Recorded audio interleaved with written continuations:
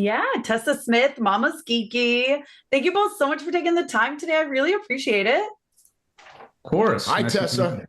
Hello, hello. So this movie, I gotta say, there's like, as you guys know, some pretty dark themes here. It's a little dark. It's a little depressing at times, just a little.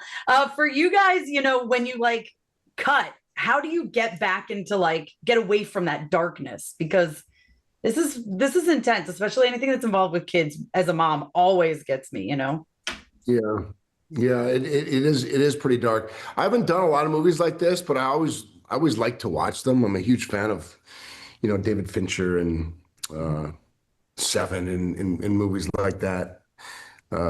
Usual Suspects, movies like that. So this had that vibe to me. It had that feeling of this pressure, this pressure, this relentless pressure that he was under to figure out how to find his son. I mean, it made me really uncomfortable even reading it because I have kids myself. So it wasn't difficult to get into character just thinking about what a guy would be going through in this situation. So, and we shot the movie at a really fast pace. I mean, we moved, and I think that that constant momentum, that constant inertia that we had throughout the production helped sort of stay in whatever mindset we had to be in. Hmm.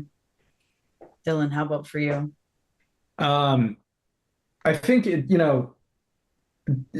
part of it's the gig, of course, but I will say that Josh made it really easy to kind of switch into character and come out of character as needed. I mean, I think like when I work on films and you have a really good lead actor like that who's able to set the tone of the set, right? I think that's a kind of an underspoken skill of a lot of actors who are in a leading position or first on the call sheet, right? Is that they need to actually set the tone of the vibe of the crew and the set and the film in general. And I think Josh was able to do that really well. And so that always makes it a lot easier. And so, when to take it seriously, when you can joke around and have fun. And so, yeah, being at that quick pace and also having that alongside was, yeah, it made it really easy, I found. But yeah, everyone's got a different process. Mine's just better than most people's, and no, so That's so funny. No, I mean, AJ, like the more I learned about him and like what he went through, my heart like broke from I just wanted to like reach out and give him a hug and be like, it's gonna be okay. You don't have to do this. You know what I mean? So for you, like obviously he's not handling this correctly. I would say he could have handled things a little better. Uh for you, how do you feel about a character like that? And how do you kind of I guess try to come in and give him you can't hate him obviously if you're going to play him. You know what I'm saying? no, of course. I mean, I think that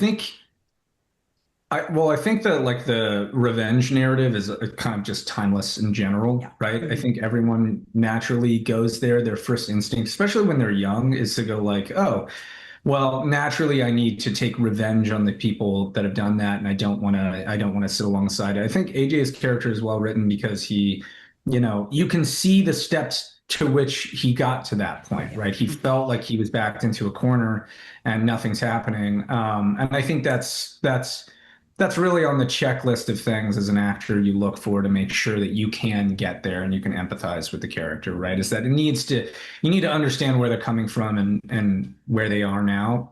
And so I think in that regard, it was handled really tastefully. And though I might not agree with his methods, I mean, I think it's a natural thought to go there, right? Yeah, absolutely. Josh, for you, how was it reading about AJ and really the connection? I don't want to go too much into it because of the reveal towards the end, but like the connection of why he's doing this to your character. I don't know, man. It felt a little extreme. Just a tad. A little extreme. You had to connect a lot of dots to get to me, but I guess, but I do think that, some of you can imagine the amount of anger and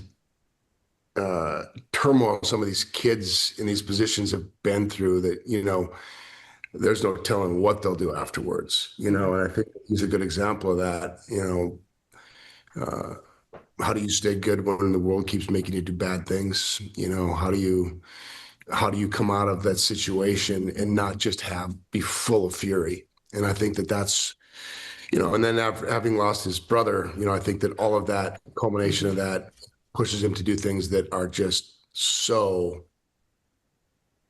unbelievable. You know, I read it going, oh my God, we're not actually going to shoot that, are we? And we did.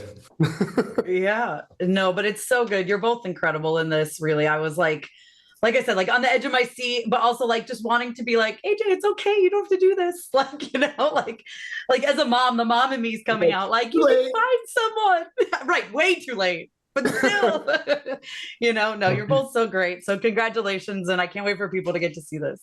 Thank you, Tessa.